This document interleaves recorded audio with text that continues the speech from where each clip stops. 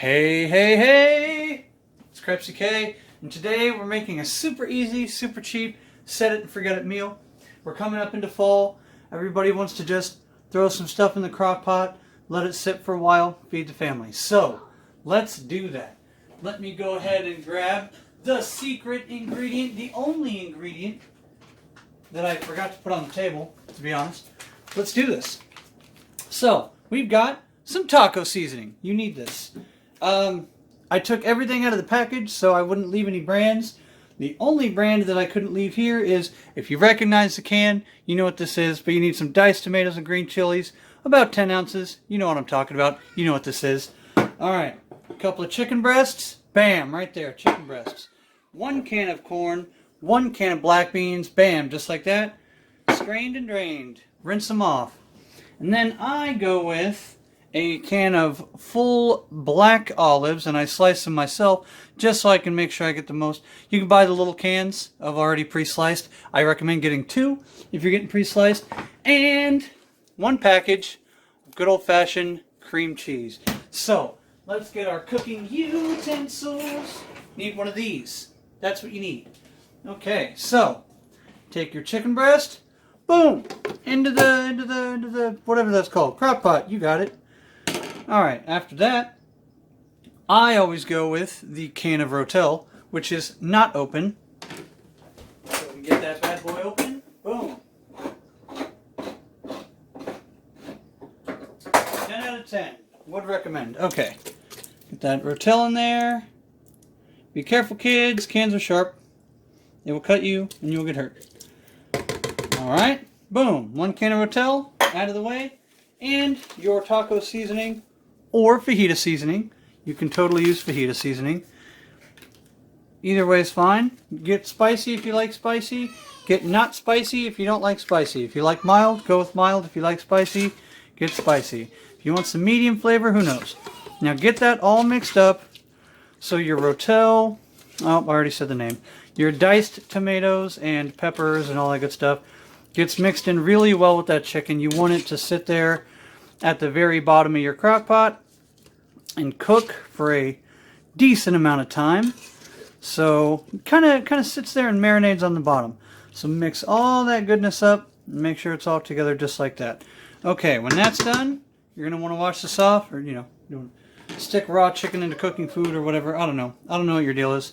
However you do it. So, on top of that, you add your corn and black beans. Bam! Yeah! Okay. It's all going to get cooked anyway, so layer that right on top. Okay. And you take your black olives and you layer those on top. Now, if the kids are like, I don't like black olives, just tell them it's black beans. Our youngest son said he didn't like black olives for the first 5 times he ate this dish until he realized that there's black olives in the dish. He no longer says that he hates black olives. So, just don't tell them until they decide that they really love this dish, and then it's too late. They already ate them. They have no excuse. They have nothing to say. Alright, and finally, boom, the last layer. Take yourself that nice little 1 8-ounce package of cream cheese of whatever brand you like. Like I said, I'm not going to try and name any brands other than the one, just because, well, everybody has their preferences. So I'm going to struggle with this cream cheese while trying to fill some time. Alright. Boom. Cream cheese. Let's go. In the pot. Get in the pot! Okay. Perfect. Alright, and I will see you guys in about 4 hours. Alright. We're back. This is about the halfway point. About 2 hours-ish into the thing. So be prepared for a whole huge blast of steam. Whoosh. Alright. So you can see it's in there. It's boiling. This is getting a little melty. Look at that. It's melty. What we're really looking for is for this chicken down here to start breaking apart. Once it starts to get broke up, it'll shred itself. But that's the number you want to look for. So now that it's starting to get heated up, the chicken's cooked. I got a new utensil in here. We're going to go ahead and give this a good stir. Alright, alright, alright. Make sure that this is all coming together. If you want the cream cheese to start making its way down into the bottom there. Give it a little stir, give it a little good mix. Make sure we're all on the same page. Alright. There we go. Like I said, this is about the halfway point. Chicken's cooked, everything's looking good. We're just giving this a nice good stir, making sure all the flavors are going to mingle well for the last couple hours of this dish. So, like I said, I've spent some time with the family in the meantime, so, you know, dinner's coming up in a couple of hours, and this will be ready by then. Chicken's a little broke up, but it's not shredding itself just yet. So yeah, just go ahead and get those flavors all mixed together. It's starting to look like it's coming together a little bit.